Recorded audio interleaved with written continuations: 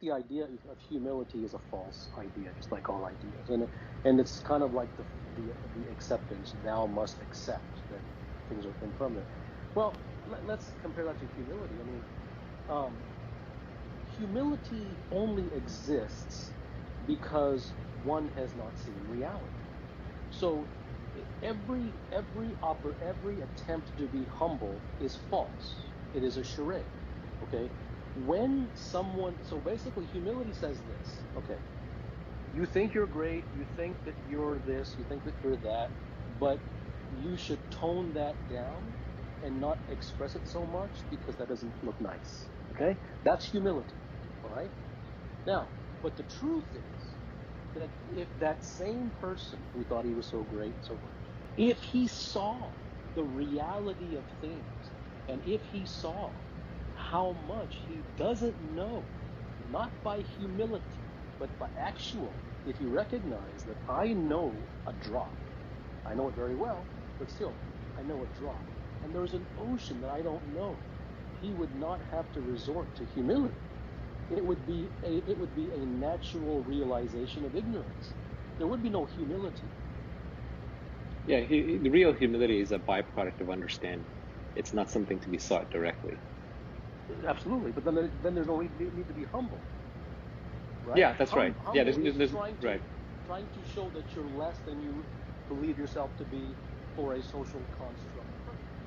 It's just like being meditative. Like you can't be meditative. Like I tried this for a year. I tried to be present. I tried to be meditative. Oh man, And it's what remains when there's nothing else. It's not something that you seek directly.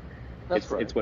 It's what remains when you're kind of not interested in anything else. That's Then right. you're meditative by default, and it's That's effortless right. as opposed to when you're trying for it. So even to the extent that I do meditation, what I found works for me is I sit down, and for me, a lot of times meditations are just my mind eating me alive. It's coming at me with all the things that are unresolved, and then Right. as I go through them one by one, I resolve them.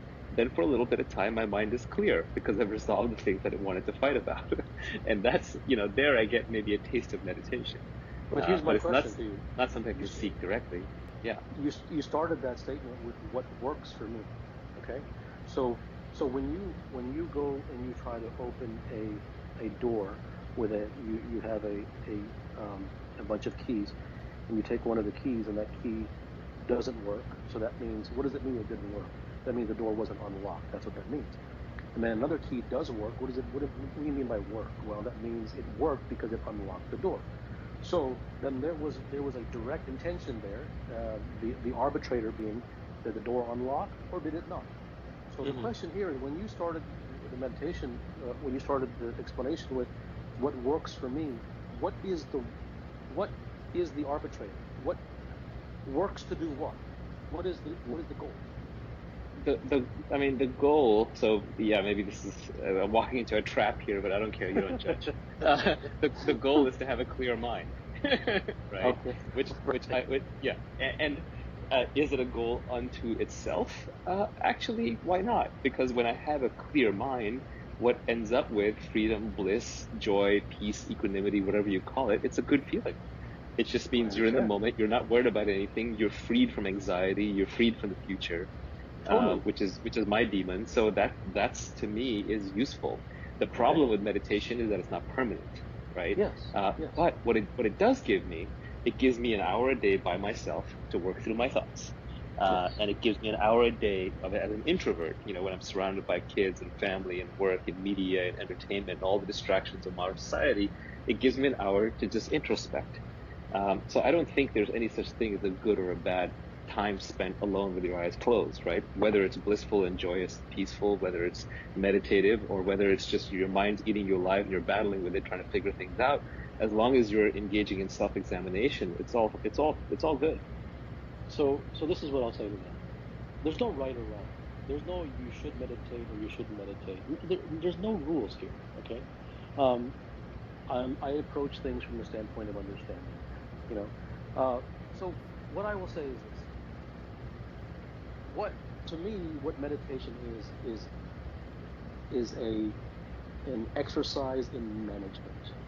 Okay, it is that one gets too stressful or whatever it is. Therefore, he needs an hour separate from that stress. and to, to sort of to cleanse and to take a break and to have. So meditation basically is a form of is a pleasure chase. Okay. Now, part and parcel with what I just said, I have to say things so often in the same breath because I know that people's minds are going to go to their preformed pathways. And that preformed pathway is going to be so subtle that they're not even going to recognize it, which is that as soon as I said that it's pleasure chasing, the feeling is going to be, well, oh, it's wrong to pleasure chase. No, it isn't. Forget wrong and right. Let's talk about this for a second. If you had only 2 years to live or 1 year to live, so what I would say is that nobody would be managing anything. People would seek cures. Right. The reason that we manage things is because we know and we feel, rightly or wrongly, correctly or incorrectly, that we're going to be here for a long time. And since we are, then I can sort of use the scapegoat and sort of take that way and sort of go manage things and then jump back into the ocean of the momentum of everyday existence. Whereas to me, and once again, it's a DNA thing. What I am excited, what really moves me is the idea of permanence. What really moves me is like, I don't want to feel good through meditation. I have no interest in wanting to feel good. And the reason I don't is because I know, like you said, I know I'm going to have to do it again. And I want to do it again. That isn't what drives me. What drives me is the permanent state. So I agree with that. I mean, to the extent, like, if meditation is getting me closer to unraveling parts of my identity and self that don't make sense, if it's bringing me understanding and time with myself that helps me see deeper, then it's useful. If it's yes, just getting back to the same point every day for an hour a day, it's useless. Then I might as well yes. just go exercise and improve my body and other That's things. right. So, yeah, That's right. That's right. yeah. So it isn't me telling you that that's the way to do it. I'm just No, no, I'm no, just saying no. I think I we get it. all we Yeah, all chase yeah. I think you know a state in which I don't want to have to leave here again and do it again and again and again. Right. That doesn't interest me. It's kind of like I've never gotten excited by hole in ones because I know that it's largely luck. Now, if you do it twice in a row, I'm interested because now I know that you have a system. Okay? If you have a system, I'm interested now because you figured something out that nobody else knows. Now my ears are perked. Now I'm all in. I'm listening. I would say that the interesting part for meditation for me is it's an hour a day where I just have to sit with myself and I have to work through my problems and I have to self-examine. And it's something that I think you do with every waking hour. So I think for you, it's Right. not that useful. You are constantly engaged in self-examination, constantly. Most human beings are engaged in no self-examination because they're constantly distracting themselves from exactly that thing. They're distracting themselves from the self because the moment they focus on self-examination, there's a lifetime's worth of things to examine that come bubbling up and eat them alive. So they run away from it. So for me, having an hour a day, having done it now for a few months, I've sort of caught up. I've examined large parts of myself Right. that have faded into the background. And so now what remains when I sit is peace. But then when I get up, I am disturbed again. And I'm disturbed because the real life is much more active, emotionally active, much more, and I'm much more reactive to normal life than I am when I'm just sitting down with my eyes closed. So now the challenge is, how do I take this level of understanding even further, examine further, and start unraveling the things that make me reactive in everyday life, Right. not just in meditation? Looking at starting this new business, but there's this anxiety within me. And the anxiety is like, what if it doesn't work? What if I waste another 5 years of my life? What if I bring people along in this wild goose chase and they don't go anywhere? What if I get trapped in this edifice that I construct and then I pull everyone into this ship and then I have to pilot it and then it's not going where it's supposed to go, or it can't make it there, or there's no there? Then how do I get off without like embarrassing myself, having wasted everybody's time and money and crashing it on the shoals, right? So these are the kinds of things that I still struggle with, anxiety, anger, and even when I think I'm super zen and calm and understanding, it just arises and it consumes me. So Um, let's deal with the second one first. all right. Um, when you were a kid and you had building blocks, and you spent time building those Legos, or some of them were Legos, some were just those loose building blocks that you build like a little tower out of. You enjoyed building them, right? But Yeah. you know what you didn't enjoy what you enjoyed 10 times more than building them was knocking them down. Okay?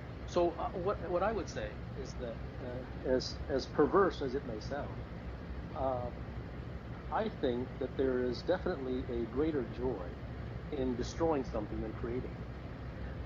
And the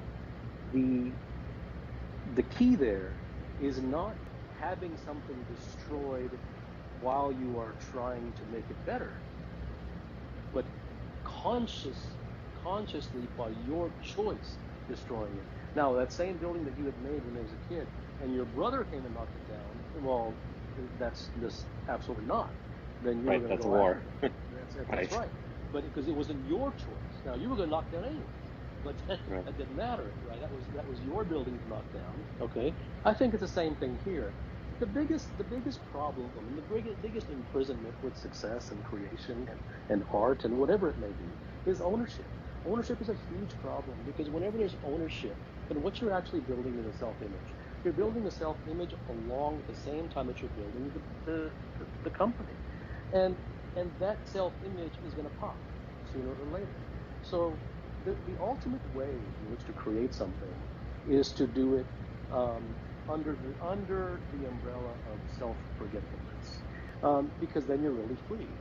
And quite frankly, you can wield the sword so freely when you yourself are wearing armor. When you yourself are exposed, then you're going to wield the sword very carefully. And while some will say nothing is wrong with that, the problem with that is that when you are wielding it carefully, you will not be able to wield it with the aplomb and the carefreeness that will allow you to achieve high art. When you have an armor on and you know that no matter what you do, you're not going to get hurt by it, then you can do whatever you want. And within that sort of relative carefree and cavalier sort of approach, magic happens. So, This is true. This is true. If I was on Twitter and I had no self-image and I had nothing to protect, I would tweet 10 times as much and I would say all kinds of things that I can't say, right? and and Or and if I you was and running, but you wouldn't just say it just to say it. You would no, be I would say free, it and because you would it's say truth. good Yeah, I stuff. would be free. Yes, yes, Exactly. right. Yeah, That's I've right. often considered having an anonymous account just so I can say all the stuff I Yes, want to say. yes. Or it's, or, I don't have. Yeah, for me that filter doesn't exist. yeah, And to quite frankly, hesitation destroys the joy. it does. You know, to be proper and correct and make sure that no one dislikes it. There's no fun in that. The joy is actually in the self-expression, and so I think the attachment to the ownership of something and saying that it's mine, actually you are running with a parachute. So let's go deeper into this, which is Okay. if I'm running a business, Yes. there's an image that I use to attract people to Absolutely. the business with me and to raise money. Absolutely. Yes. And then if the business isn't going well, and I say, well, that was turns out it's a bad idea, so not knock the tower over. Or okay, I understand the good part. The good part may be if I have no self-image, we need to pivot the business to something else. Uh, or we need to do something very risky, even though it could be harmful for my image. We'll just do it anyway, right? Yes. Because as you Yes. said, wielding the sword with the armor. Yes. But if I need to shut the business down, if it's not going well, if I need to tell people that it's not going well, I'm just trying to work through this. Like, it does hurt my image because I used my image to start the thing in the first place. Doesn't it seem disingenuous to use your image to start something and then discard your image later? Well, this is what I'll say. You know, it depends what is okay with you and what is not okay with you. So, for instance, um, if the idea of being able to pivot whenever you want, regardless of image, if that, let's say that you could not pivot as freely because you were afraid that what that might do to image. Now, that would create an imprisonment. So the only question that remains is that imprisonment okay with you? Um, I think it really comes down to what level of success that you want and what things you are willing and not willing to be imprisoned by. So if you were going to pivot and you had to explain, there is something in the nature of human beings that respects, whether they like it, whether they want to or not, something in the nature of human beings that respects indifference. Many times, human beings take cues from the human himself as to how he himself feels about it, and then they mimic that. Okay? So, for instance, let's say that person says XYZ. Let's say a comedian. Let's say he says XYZ. Or let's say a guy who's giving a speech at a business conference says XYZ, and then he says, "Oh, you know what? I shouldn't have said that. I'm sorry. That was wrong. That was insensitive." Okay? Then the crowd was going to say, "Wow, that was really insensitive. I can't believe you did that." Okay? Now let's say he says the same XYZ, and he doesn't give 2 cents about it. The crowd will mimic that as well. It is the nature of the human mind to mimic. It is the nature of the human mind to use the individual as the standard by which for them to judge whether they should judge him or not. That's right. It's easy for me to go about being indifferent to my day when my day is easy. But when my day gets hard, especially in the context of a business, like when I'm having to think a lot about people and persuasion and plots and traps and strategies and competition, the mind just gets very busy. And as the mind gets busy, emotion seeps in. Yeah. Yes. Okay. So I'm gonna interrupt you. I'm sorry because I'm gonna lose what I want to say. As soon as you say 4 words, I'm already in. Okay. So what I'll say is this: the problem there is the need for indifference. You are holding indifference as some carrot you have to chase, right? And it can't be a rule. Nothing can be a rule. There are no rules. Burn your books. There can be no scrolls, no 10 commandments. There can be no rules. Whenever you attempt to live up to anything, you fail. And the reason that you fail, even if you live up to it, you will fail because you are trying to force yourself to get to an idea. And the greatest athlete, the greatest individual in any sport or business allows the game to come to them. All things must come to you. You cannot be the chaser. So you're just immersed. Yes, immersed. It is an evaluation and an examination and an observation. And I hate the word observation because everyone's going to consciously and intentionally observe in a prescriptive manner, and then it goes nowhere. But it is a constant examination of where one is, what one is doing, what feelings one is feeling, without any sense of prescription. You're not doing it in order to get better. You're not doing it for a reason other than you desperately wish to learn the truth. You want to see your way all the way to the end. You do not want to work your way to the end. It's understanding. I like that word. Yes. I like the word understand because I've always loved to read. I've always loved to figure things out. I love the aha moment when I understand something. But this is understanding internally rather than externally. It's understanding all the conditioning and the reactions we have. Exactly. Not chasing indifference or anything else. All those things, indifference, right. So indifference is passion, a byproduct. It's just like humility, right. just like presence, just like mindfulness. It's a byproduct. It's not a goal. There are no goals. All those names only have relevance when you have arrived and you're looking backwards. It's like the lights on the highway. When you're going straight, they're white. But if you're going the wrong way, they're red. Okay? So all those names are fine and they won't hurt you. As long as you've arrived and you're looking backward, then you can name all you want. If you name them prospectively, you will get attached to the name and you will chase and arrive nowhere.